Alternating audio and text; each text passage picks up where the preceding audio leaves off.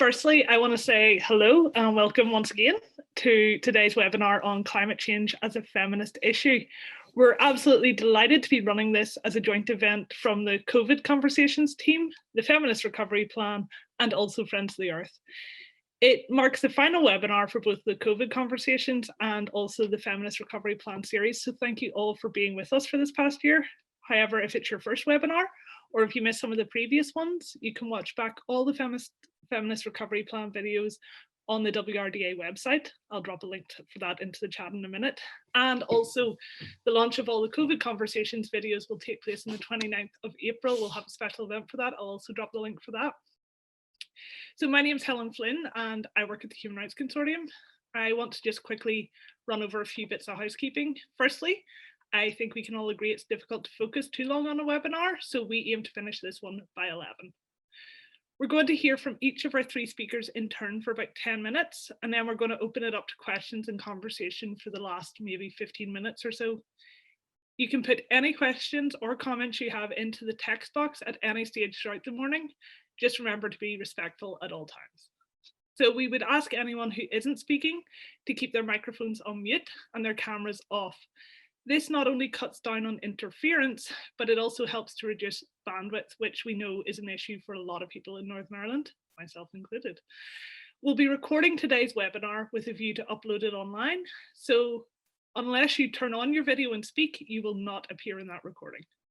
We'll be sending out some resources and a survey after the webinar, and we would really appreciate it if you could spare a few minutes to fill in that survey. It just really helps us to ensure that the events that we are delivering are actually the events that people want to see. So I think I speak for both the Women's Policy Group and the Human Rights Consortium when I say that the climate emergency is something that we have long been conscious of in terms of the impact both on feminism and also on human rights. But it's also something that we haven't fully engaged on. So we're hoping that activities such as this event today will mark the start of new ways of working together towards the same goal of a better, fairer Northern Ireland for everyone. Like me, you're probably all keen to hear from our speakers, so I'm going to wrap it up there and introduce our first speaker, who is Rachel Powell. Rachel is a women's sector lobbyist with the Women's Resource and Development Agency, and she's also the chair of the Women's Policy Group in Northern Ireland. Rachel works to inform and influence the development and implementation of policy in Northern Ireland to ensure the impact on women has been incorporated.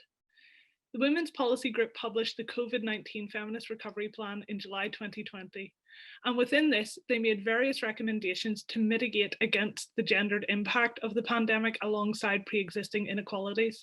This has included recommendations for care to be put at the core of our economy and to be included in any developments to tackle the climate crisis. So Rachel, I'm going to pass over to you. Thank you so much, Helen, and thank you everyone for joining us today. So this, as Helen said, is the last in our webinar series from the Feminist Recovery Plan, and we've had over 500 people attend these sessions to date, so it has been absolutely wonderful. But as Helen said, my name is Rachel Powell and I'm the Women's Sector Lobbyist, and I also coordinate the work of the Women's Policy Group. And I know there are several Women's Policy Group members on this call today, so I'll try and keep this overview brief before we move on to our expert speakers. So before we begin, I want to give a very brief overview about the Feminist Recovery Plan and how this series came about. So for many of you, you already know that the Women's Policy Group is a group of women working on policy roles across Northern Ireland. And we have members from across the women's sector, LGBT sector, trade unions, human rights organisations, migrant rights groups, campaigning feminist and advocacy roles that attend each meeting and work collaboratively together. We do a wide range of policy work through responding to consultations, submitting evidence, publishing briefings and the works. But once COVID hit, we were really faced with our biggest challenge to date. Immediately, we were deeply concerned about the disproportionate impact of the pandemic on women globally. And we spent a significant amount of time at the beginning of the first lockdown last year, calling on our elected representatives to mitigate against the impact on women. This involved creating briefings, articles, publishing statements, submitting evidence to both NI executive ministers and committees, and also the Westminster Women and Equalities Committee. But as the months went on and we were continuing to respond to the pandemic, there was very little reference or acknowledgement at all of the disproportionate impact that the pandemic was having on women from our elected representatives. even when groups were being set up by our government to respond to the pandemic, we were constantly being left out and had to repeatedly ask to be allowed in the room to have a say about how to handle the crisis. So, for example, with economic recovery groups being set up, we were told this isn't an issue for the women's sector. And even groups where it was a voluntary and community sector meeting, we had to ask to be a part of this as we were left out. And to us, that was very reflective of how attitudes were in our government in terms of recognizing the impact on women. It was just seen as a separate issue. So we do know that the ongoing pandemic has created a truly unprecedented challenge across the world. But for us, the main thing is that it put a very sharp focus on the value and importance of care work, both paid and unpaid, and highlighted the essential nature of often precarious and almost always low-paid retail work. Women undertake the majority of this work and will bear and continue to bear a particular brunt of this crisis, economically, socially, and in terms of health. And we also know that women across the world have been very much not included in the response throughout different governments. So the Women's Policy Group called on decision makers across the UK to ensure a gender-sensitive crisis response was taken as we transitioned from crisis response to recovery. And 1 year on, there still has been very little development on that from our executive in recognising the impact on women. And just a number of weeks ago, an economic recovery plan was released that doesn't mention women outside of the context of STEM or apprenticeships and doesn't even mention childcare. So to us, we just thought the pandemic is one crisis that we are truly facing, but the climate crisis is also going on and we can't forget about this. And one of the solutions we feel is that in creating any Green New Deal, we should be putting care at the core of this as a low emission and efficient sector, which could also have huge benefits for gender equality. So the Feminist Recovery Plan is quite detailed and covers a wide range of issues, but we will be sending it out to everyone afterwards. But today I want to talk about a climate justice briefing that we have done on this, and we'll send this out to everyone as well. So I'm going to share the screen really briefly just so you can see the briefing. And I'll go through some of our recommendations within this, but basically this is our climate justice briefing. And it summarises everything that we've said in relation to the climate crisis throughout the Feminist Recovery Plan. Oh, let's see if it would let me go down.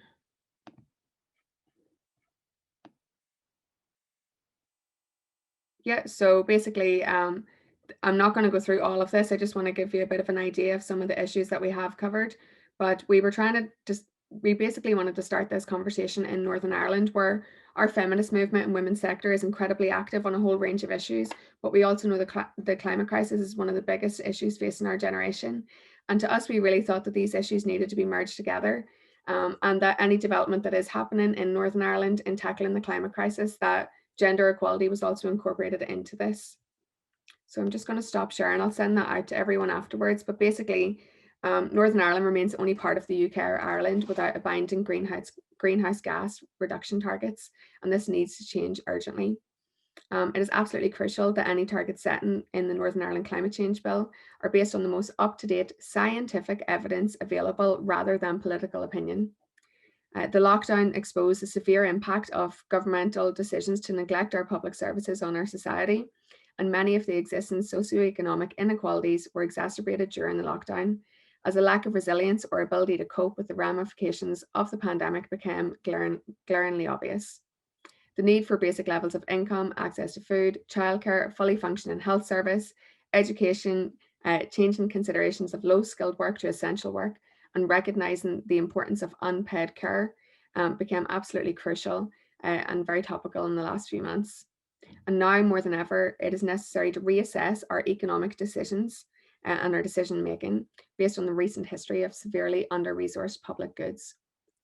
So as we move out and ease the lockdowns, we really want for decisions on the economy to be focused on creating a Green New Deal that tackles the climate crisis, but one that incorporates gender equality at the core.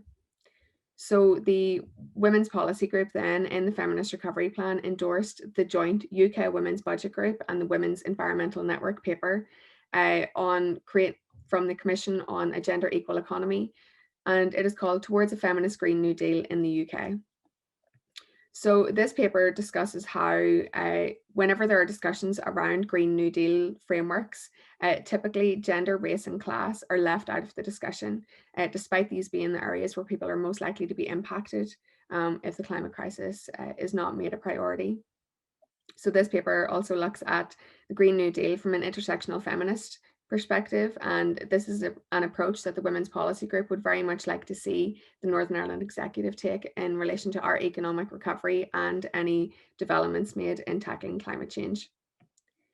So to us, we see the climate justice as a feminist issue based on the intersectional impact that it has. And just some of the key stats that really put this to the forefront is the fact that 85% of care jobs are done by women, yet only 32% of MPs are women, and they're the ones making the decisions in relation to the Green New Deal. But 80% of people displaced globally due to climate change are also women. We argue as well that paid and unpaid work are an integral part of a transition to a green economy and are, for the most part, already a low emission sector. The systemic lack of recognition and investment in social infrastructure has created industries which, in small amounts of investment care, can create significant returns in both employment opportunities and service improvement. And from a feminist perspective, it is absolutely essential to balance the emphasis on decarbonising the economy with the stated commitment to redressing social injustice. They're inherently connected and can't be separated. This requires both awareness of and strategies for changing gender norms and stereotypes. And central to feminist ecological economics is the normative claim that gender equality should not be achieved at the expense of ecological degradation or the exploitation of nature and other species, and that environmental sustainability must not be achieved by exploiting feminized labour.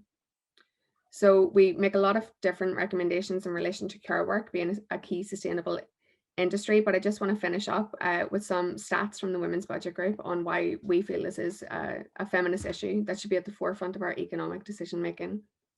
So Women's Budget Group research indicates that a 2% GDP investment in care, which includes social care, childcare, parental leave and so on, creates double the amount of jobs for women and almost as many jobs for men than the same investment in construction. The investment in free universal childcare especially returns almost all of its initial investment. The care industry is 30% less pollutant in terms of greenhouse gas emissions than the construction industry, and the education industry is 62% less pollutant than the construction industry. To us, this is particularly important because when conversations arise around renewable technologies and efficient construction, these tend to be sectors where it's male-dominated work. And we really want to challenge that, challenge gender segregation, but also challenge the idea of what we need to do in terms of tackling climate change and how care can really be at the forefront of that. So throughout our briefing, which I will send out, we have a number of recommendations on a feminist Green New Deal for Northern Ireland and how it relates to the executive commitments from New Decade, New Approach. We also have a bit around how we need to be focusing on the investment in social infrastructure, green jobs, sharing care, democracy and ownership, and also international responsibilities. We go into a lot more detail within the briefing, which I will send out to everyone afterwards, but that just gives a bit of an overview to how we've started this conversation on the connection between the climate crisis and feminism in Northern Ireland. And now I'm going to hand it back over to our chair, who's going to introduce our expert speakers who are working in this field and can give us all a lot more information and hopefully get us all thinking about how we can incorporate this into our own activism and work. Thank you so much for that, Rachel. That's, I think, a really great overview of what the Feminist Recovery Plan is doing. And also, I think we're all really looking forward to receiving the recovery plan and also that briefing document. A really great move at like setting out your stall, and also like that really keenness to have an intersectional approach to this, I think is so important. So thank you so much for that overview. And I am now going to introduce our second speaker, who is Vincenza Sarifas. Vincenza is an ecofeminist researcher and activist from Mourne who explores environmental justice through a feminist lens. She's previously worked with Young Friends of the Earth Europe, Plan International, the Women's Earth and Climate Action Network, and with environmental and social justice organisations in both Cyprus and Greece.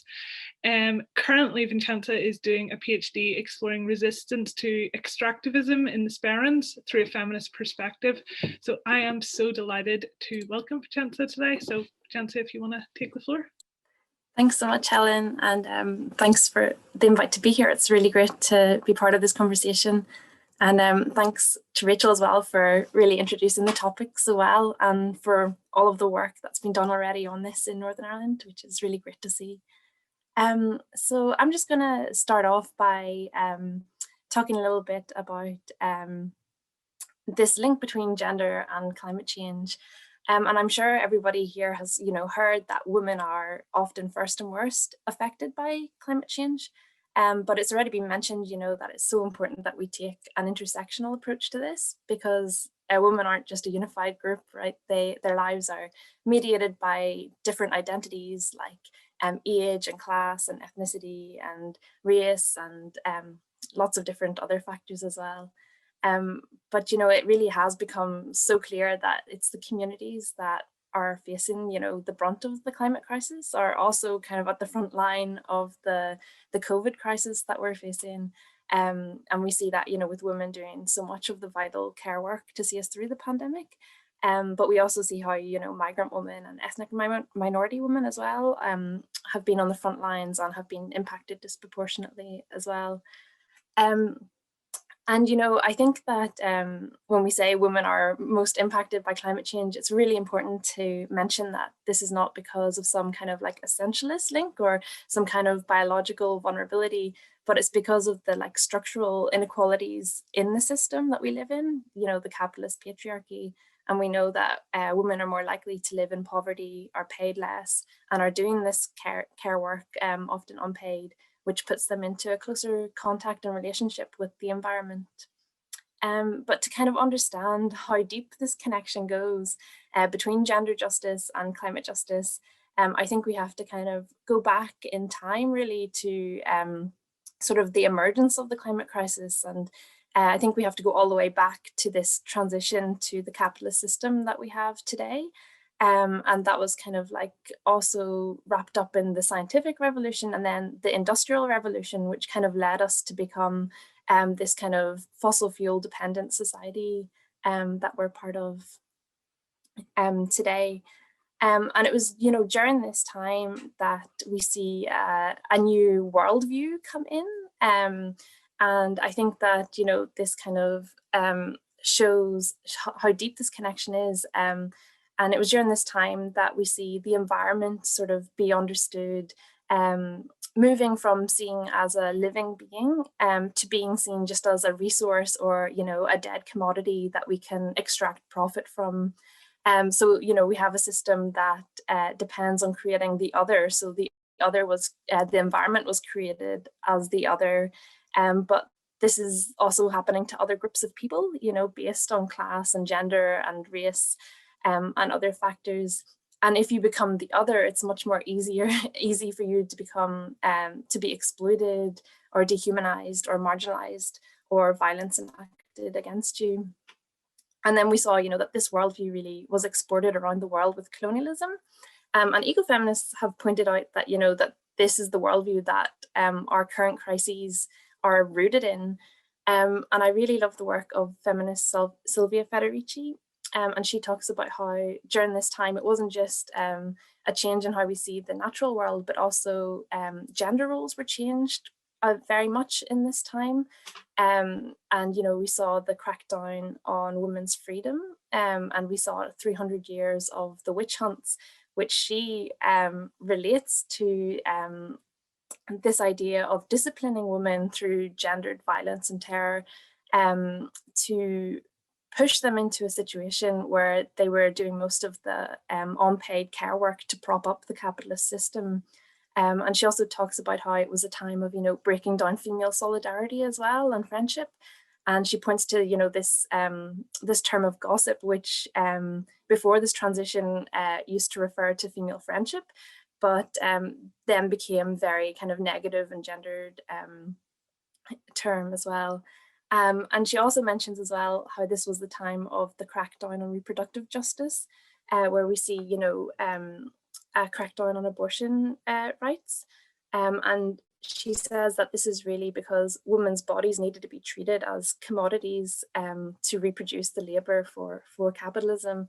So in that way, I see, you know, reproductive justice as a really important part of climate justice as well. And it's not just, you know, about giving birth or having an abortion. It's about all of the ways that we should be able to choose and be able to look after the children we choose to have as well. So it, like, for me, it includes, you know, housing rights and the right to a clean environment and economic and social well-being as well. But to kind of come back to this idea of care work, which is so central to this whole question, and this idea of social reproduction, which is all of these, you know, life-sustaining activities that we need to survive.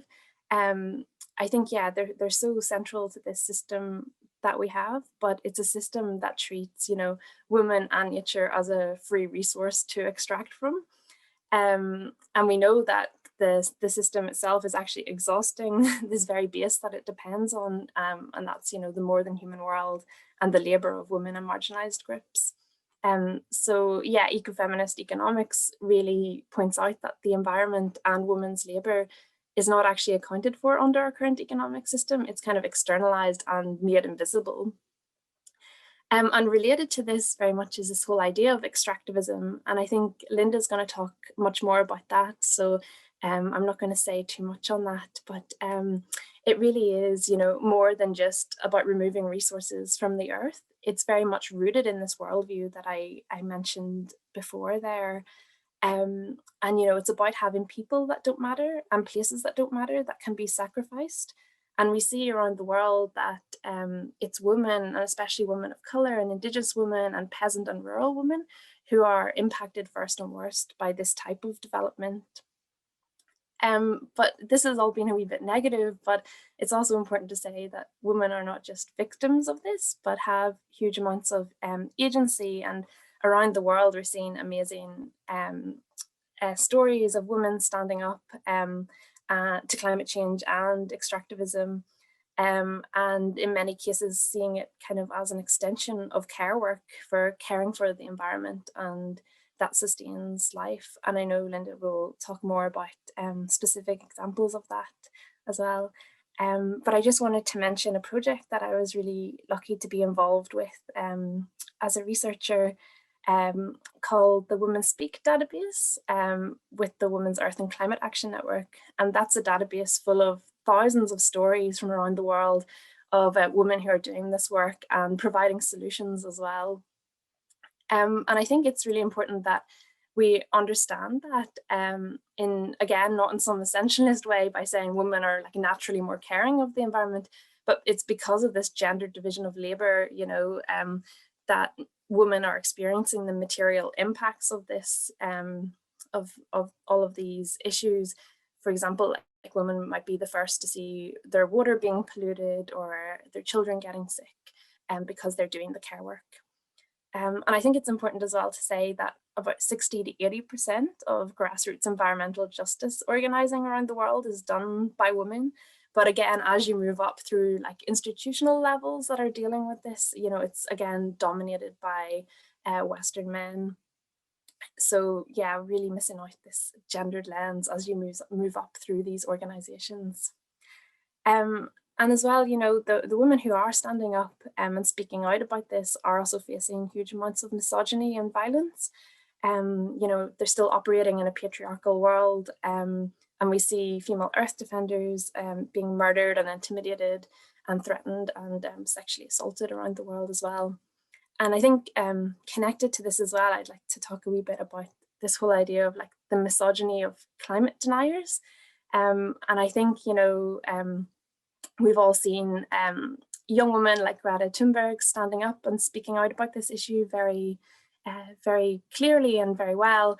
But again, you see this very much gendered language whenever we're talking about that, you know, the women are described as being too loud, or there's a focus on her mental illness. And that's, you know, a tactic that's been used throughout history to, you know, call women too emotional or hysterical when they like stand up and speak out in the public world. And I think that this is really threatening to our current system, because it's challenging a whole sort of masculine worldview of a world that's available for conquer by like a very small elite group of men who might happen to be the CEOs of the corporations who are responsible for the, you know, the majority of the climate crisis. And this is really challenging that whole worldview. And yeah, I just wanted to say as well a few words about the whole building back better narratives as well. And I think Rachel's done a really good job of yeah, going into that, so I won't say too much, but again, you know, I just want to emphasize that it's so important that this idea of care work or social reproduction is in that vision, you know, and it's, yeah, the areas that we really need to invest in and also to revalue as a society. I think there are areas that have been like feminized and devalued, which is really a shame, but they are, you know, the life sustaining activities that boost community well-being, and again, you know, our low carbon jobs, like we've heard. And yeah, again, you know, this Green New Deal narrative that very much focuses on construction or tech or energy jobs, which are mainly held by men, is really based in a kind of masculinist assumption about what the economy is for and who it's for. And just to give an example of that, when the UK Build Back Better campaign released images of, it was like a man in a hard hat carrying solar panels, and a woman with looking after kids. This was challenged by feminists in the UK, but I think it kind of goes to that deeper question that we need to challenge gendered stereotypes and this division of labour. And then finally, I'd just like to touch on this idea of, you know, feminist solutions to the climate crisis. And, you know, I think feminists have been really powerful in saying, you know, that when solutions are purely scientific or technical or market-based, they don't consider social inequality. So, you know, they're really calling these out as false solutions. And to give an example of that, you know, if we look to geoengineering, you know, or this idea that we can suck the carbon from the air or dim the sun, you know, it first of all relies on technologies that don't even exist yet, but it doesn't address any inequality that is built into the system. And these solutions are very, you know, colonial and patriarchal still, because they're still rooted in that worldview that sees the environment as out there to be conquered and controlled and dominated. And, you know, this is the worldview that's got us into the crisis, so it won't get us out of it again. So feminists are saying, you know, we really need to challenge the current power structures that we have, and also ways of thinking, you know, and it's about valuing different kind of knowledge systems, whether that's local knowledge or Indigenous knowledge or storytelling, and challenging who the expert is and who is being listened to. As well, I think that feminists have been really amazing on this topic in saying that, you know, we need systemic change. It's not just about individuals as well. So we can't just add women and stir to the situation. So for example, if we just had more female CEOs of a fossil fuel company or a mining corporation, but the company still continues to be structured around the need to like have constant growth and continues to cause human rights and environmental abuses around the world, you know, that's not a real solution.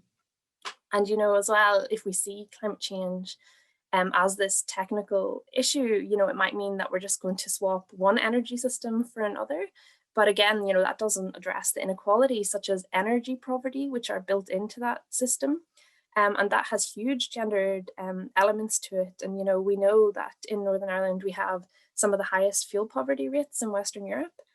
And this disproportionately impacts on, you know, single parent households, which are overwhelmingly female headed as well. So we really need this sort of gendered lens to every single thing that we're talking about when it comes to climate change solutions. And then as well, you know, feminists have been really strong in pointing out that neoliberal approaches like that are based solely on individual like lifestyle changes aren't enough. They might be a first step and they are an important part of the story as well, but again, we need this systemic change at a much deeper level. So to give an example of that, you know, if we rely on consumer behavior change, like encouraging people to buy more organic or recycled products, first of all, you know, that's a class issue, but it doesn't address this who's doing the work inside households, and it could end up, you know, with women doing more unpaid work and having more responsibility as well. And yeah, and just to finish off, to say, you know, in contrast to all of that, you know, a feminist green recovery would like take a really holistic approach to climate change, and I think, you know, that's being done by the work in Northern Ireland at the minute, which is really amazing to see. And, you know, putting social justice at the heart of it, and seeing housing rights and ending gender-based violence and healthcare and childcare and reproductive justice, all of these are part of the story as well, and we can't separate them out into different boxes. So I think I'll just end it there, and thanks for listening. Thank you so much for that, Vincenza. I could absolutely listen to you all day, and it's that rub with all of these events where it's like I really want to listen to the speakers forever, but at the same time we have an hour, so we're going to move swiftly on to Linda, but who is our final speaker. But thank you so much for that. There's so many points that you made in that where I had those aha moments, that you just clarified so many things that had been rattling around and that I'd been thinking about maybe, and I'd been reading about in the course of work, but you've just beautifully clarified that. So thank you so much for that. I really appreciated it. And I am also delighted to introduce our last speaker then, who is Linda Sullivan. Linda is a writer and a social and environmental justice activist. She previously worked for the Human Rights Consortium before traveling in Latin America, reporting on land and water rights struggles. Linda spent 5 years in Peru, accompanying the Andean communities in their resistance against mega extractive projects such as mining and mega dams. She is currently working on issues of climate justice and extractivism with Friends of the Earth, supporting communities in the Sperrins and across the island. So delighted to welcome our final speaker for today, Linda. Thank you, Helen, and thank you, Vincenza. I feel like you've covered so much and so well that I could probably just leave it there, but I'll talk for a bit. Okay, I'm going to share my screen. Okay, so all right, so the previous speakers outlined like very clearly how the climate emergency is a feminist issue, and myself working in the environmental sector for the past 3 years here, like admits fully that like we need to learn more from the women's sector on how to fully incorporate gender justice into our calls for climate justice. So the inequality and exploitation of women, as Vincenza has outlined, like has the same roots as the climate and ecological crisis and the exploitation of nature. So the roots of dualism, of capitalism, colonialism, and to take these interconnected exploitations and to tackle them, we must change the system that perpetuates them. So the climate crisis is a consequence of a system that needs to exploit and consume and pollute in order to survive. So like a parasite that we've been duped into feeding. So climate justice then, it goes much deeper than simply reducing the concentration of carbon in the atmosphere. And there's so many aspects to talk about, and Vincenza's covered a lot of them. But there are more, such as like food sovereignty, how to free ourselves from the trap of industrial agriculture, like reclaiming the commons, and the commons in terms of land and air and water, but also in terms of health and social care and education, public transport and energy. There's creating like vibrant, sustainable, democratic local economies, with worker-owned and controlled workplaces. So looking at the idea of community wealth building as an example of how this can be done, and there are efforts already ongoing here to make that a reality. There's also, of course, the move away from GDP as a measure of society success and moving to a well-being economy. The need for degrowth in the global north and a redistribution of wealth and resources to the global south. But yeah, I won't delve into all of those individually, so be here all day, but I'll just concentrate on a few concrete examples of how like climate justice shows up here. So as Rachel said earlier, we're the only jurisdiction on these islands that doesn't have a single piece of climate legislation. A key ingredient in the new decade, new approach was the enactment of a Climate Change Act, along with a fair and just transition.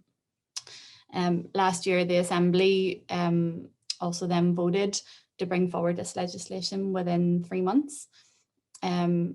And at the time, the Agriculture and Environment Minister, while refusing to consider the climate change as an emergency or a crisis, also said it was impossible to do that within this time frame. Well, it's only impossible until it's done. And exactly 3 months from that Assembly motion, civil society, legal experts, along with all the other major parties, excepting the Minister's party, presented a comprehensive bill to the Speaker's office as a private member's bill. So that bill finally had its first reading last week and will now progress through the different stages of lawmaking. So the bill has embedded in it the principles of a just transition. So with fairness, equality and the alleviation of poverty, a legal requirement in the plan to bring us to zero carbon by 2045.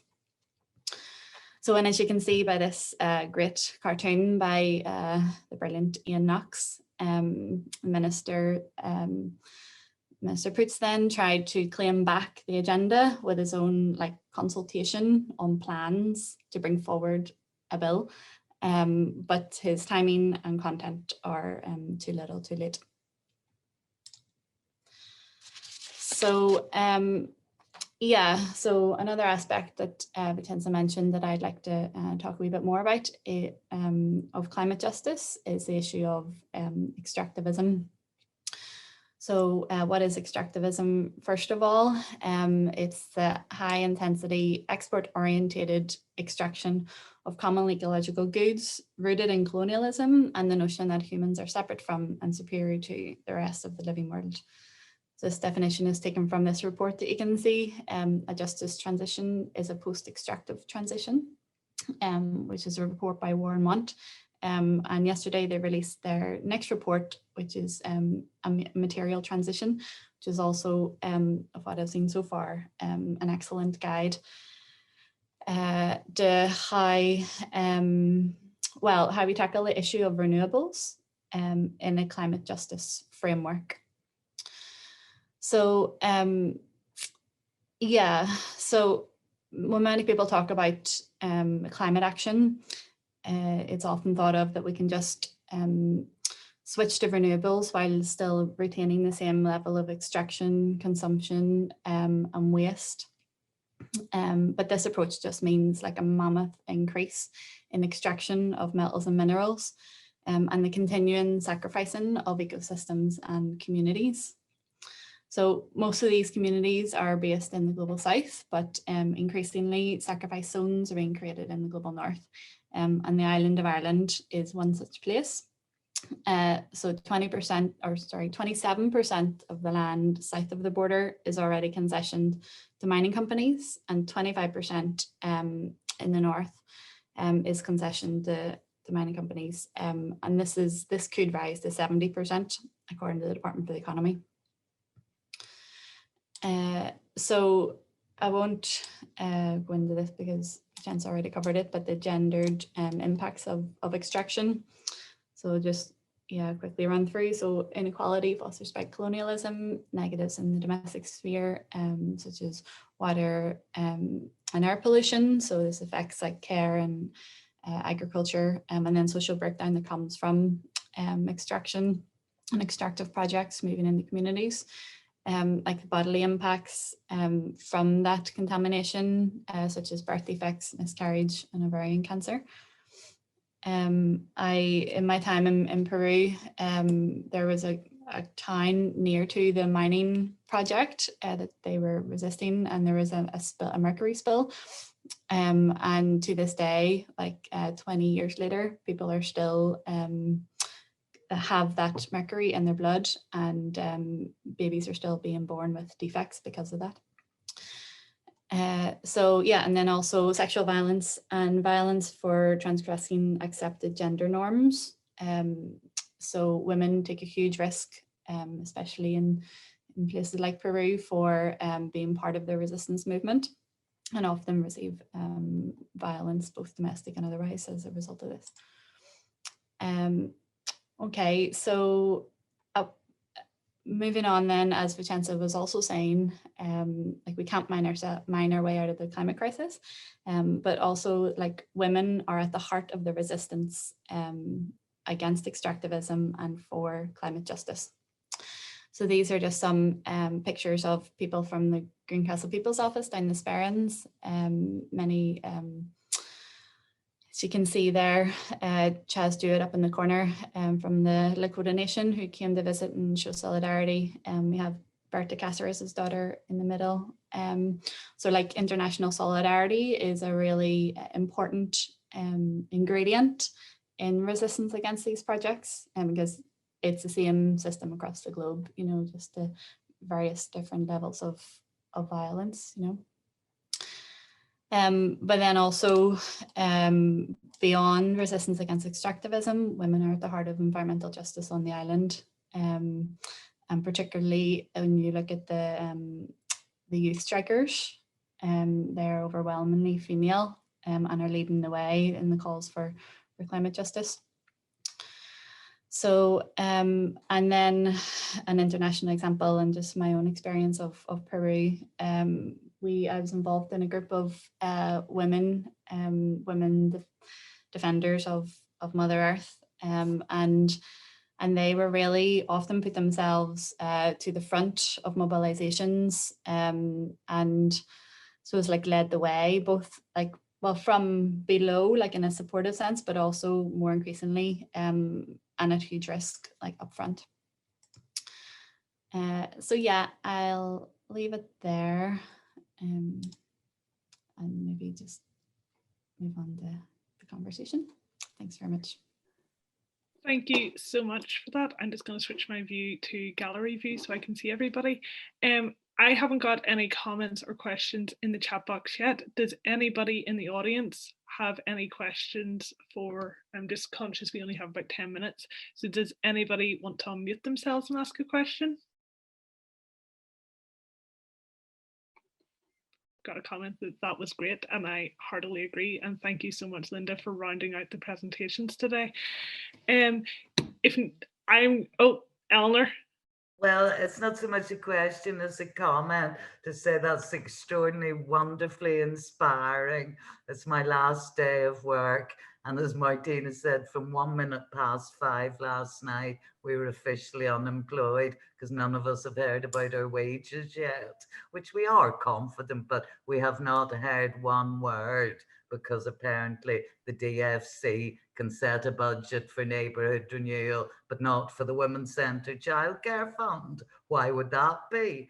So there's lots going on here. It's a really horrible time to close a centre without being able to offer the staff who have been on the front line. And, you know, we're always interested in climate change and doing it with the children. You know, we do stuff in after schools and story time, but we would love to do more. I'd love to be more of an eco warrior. That's our aim for this year. But it's just wonderful to hear things going on everywhere, because I nearly didn't come because of end of year banking and all. But I'm so glad I've taken the time to come, and thank you for organising it. Nancy, it was really wonderful. I really enjoyed it. So I'm sorry I don't have a very deep question, but I'm very glad and I'm feeling inspired for April when we come back again, hopefully with wages. So thank you very much indeed.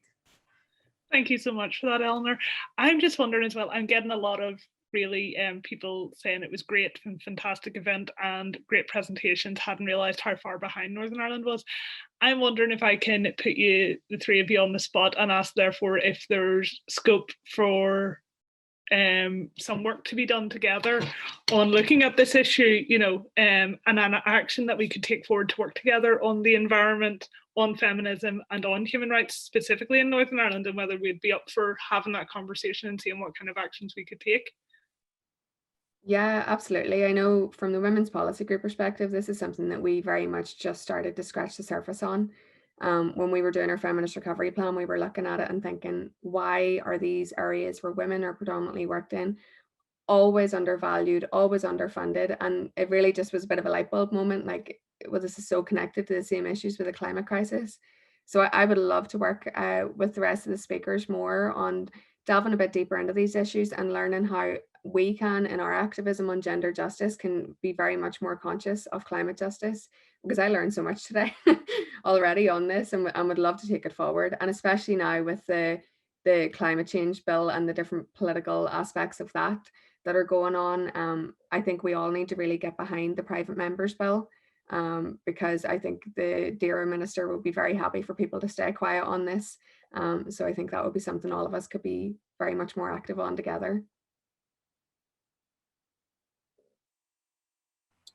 I see Annie wants to come in, so do you want to go ahead, Annie?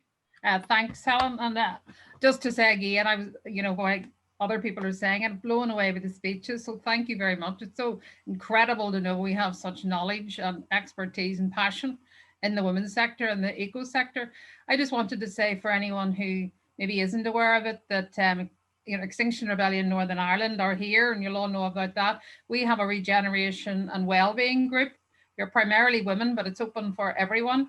And if anyone is interested in that, please do come and join us, or, you know, pop in, because we're trying also to make that interconnection between well-being in the deepest sense of the word for the planet and regenerative culture, and definitely embed it within all of that perspective around gender equality and the need for like serious, radical, fundamental, systemic, you know, change in the systems. We're not going back. So we would like very much to be part of that conversation and going forward. I've certainly felt a real kind of gap, you know, there's so many eco-feminists, so many brilliant feminists in the women's sector, but I don't think we've merged them together. And I think when we do, there'll be brilliant synergy, and, you know, that will become our tipping point. So just to say we would like to be part of that. And if anyone is interested in that regeneration and wellbeing group, it's a lovely, easy group to be in. We're not like the boys' clubs. Do, you know, pop into the Extinction Rebellion webpage and join us, because the meetings are all advertised there. So thanks again. So much for that, Annie. And I'm sure Rachel is okay if you're going to be sending out a follow-up email, so Rachel could pass out the details of that grouping. Yeah, definitely. If you could stick it in the chat, Annie, I can send it out in the email to all participants afterwards. And I have a couple of questions here that I'm just going to combine, because, you know, I am conscious that we want to finish by 11. I have a question on, in terms of taking action, would you agree that act local, think global is very useful for individuals, but when thinking global, we need to consider the roots in global capitalism, which is something I think we have touched on, but maybe explore that a bit more deeply. And then another question, a much more practical one from Kieran, what happens next with the climate bill, especially now there's two competing ones, and can gender equality be a part of that? So could maybe each of the speakers give me a few thoughts on those two? Want me to jump in first, Vincenza? Yeah, definitely act local, think global, but also, like, by acting locally, we're also acting globally, you know, so by creating like local democratic worker controlled economies, we're taking our power away from global capitalism. So, and food sovereignty the same, you know, we're taking our power away from from the global industrial agriculture model. So yeah, definitely those are interconnected, you know. With regards to the climate bill, so as far as we're concerned, there is no two competing bills because DAERA hasn't produced a bill. They've put out a consultation, and that's it, you know. There is a bill sitting with Stormont, and like even at that, you know, it's a push to get it through in this mandate. Because of the kind of different stages that it needs to go through to become law. So if DAERA hasn't even produced anything yet, it's, you know, theirs isn't even in the picture, you know. So I think the effort needs to be in making sure that the private members bill gets through in time and that no blocks are put before it, and that, you know, it's the best it can be coming out the other end.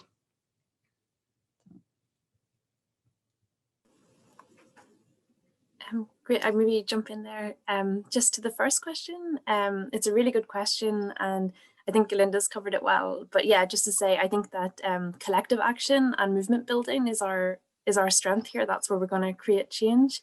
And you know, that can be done at a local level by like carving out space from the system we live in and like being the alternative we want to see in the world. But we also need to do as well, you know, targeting like the real root of the crisis, which we know are these like big corporations, mostly, you know, like mining and fossil fuel corporations. And just to mention, I'm part of a campaign here in the north as well, a divestment campaign, because our local government pension funds are actually heavily invested in fossil fuel companies. And we know that it's just 100 fossil fuel companies are responsible for like 70% of emissions around the world. So it's really about tackling that power structure as well. So we're trying to get those pensions to stop investing in those companies. So yeah, I think, yeah, we have to be strategic and address the power structures as well. Thanks.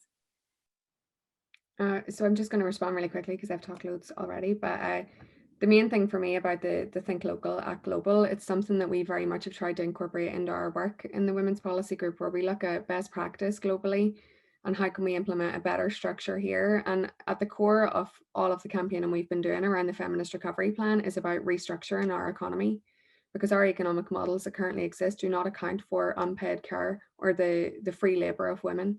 And I think we have a huge hurdle to cross here in Northern Ireland, where not only is there complete denial of the climate crisis by the minister responsible for it, our executive largely denies a lot of our gender inequality that exists. And doesn't see it as priority areas, but they're so inherently linked. They're so connected to capitalism and workers' rights and a whole range of other issues that I think it would be brilliant for us to put the pressure on in terms of this private members bill, to be lobbying our MLAs to make sure that it is being passed and that there are no blocks in place. We probably won't get all parties supporting it because there'll be one who likely won't, but I think it would be really good if people are interested to try and work together and do some very targeted lobbying on this, because we're dealing with an assembly term where 5 years are being crammed into 2. And we're constantly being told that nothing, you know, time's running out to bring anything else in this mandate. But I think we are owed a lot more than that from our executive, and we shouldn't be letting these issues waste away until the next term after the elections. It's the same with the childcare strategy. It's the same with the racial equality strategy, the Irish Language Act. So many issues are just being, you know, kicked down the line. And I think if we very much put the pressure on, we can make a difference on this.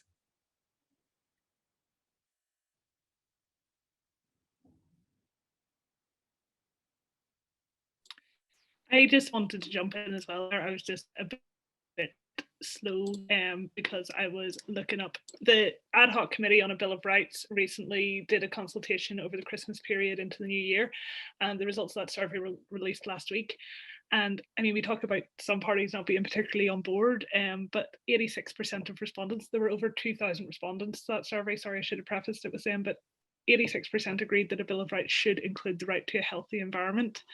And that was really positively consistent level of support across all demographics. So, you know, the kind of, I think some of the older arguments about certain people don't support these things is fading away, and there's a real potential to move on there. But just, we're about time to wrap up. I just want to say a huge thank you to all three of our speakers. It's for me been such an eye-opening event, and I've learned so much, and I'm really hoping that something good will come out of this, in that we can start working together more on this, because we're all doing, I think, really important work around these issues, but we just need to join that up, and, you know, there's power in numbers. So thank you all so much. I'm just going to pass over in case any of the speakers want to say anything to finish up. Yeah, I was just very quickly going to say, so this event, we tried to make it where we're looking at global issues, but applying it to the Northern Ireland context. WRDA is also doing a follow-up event on the 22nd of April. So Deirdre, who's on the call, it's going to be in collaboration with Trócaire and looking at women who are at the front lines of defending human rights and the environment globally. So I've posted it in the link, and we'll share it with everyone else too. And I'll also send all of these resources and also a survey that I'd really appreciate. It should take no more than 1 minute to respond to if people could fill out. Yeah, I'll also send to Rachel so she can send out some of the reports that I mentioned. And yeah, I'm also excited about like seeing what can come from more working together. Because yeah, I think it's definitely yeah, just that. I've kind of run out of words. So yeah, and just to echo that, yeah, I'm excited to continue the conversation, and thanks so much for having us. And I just want to close it by saying thank you so much to everybody attended today. Thank you so much to our speakers, but also thank you for being with us throughout both the COVID conversations and the webinars for the Feminist Recovery Plan. It's been a long, tough year, but these have been something that's really been a highlight of my work, and getting to meet so many amazing people and have great conversations. So thank you all so much for being part of that.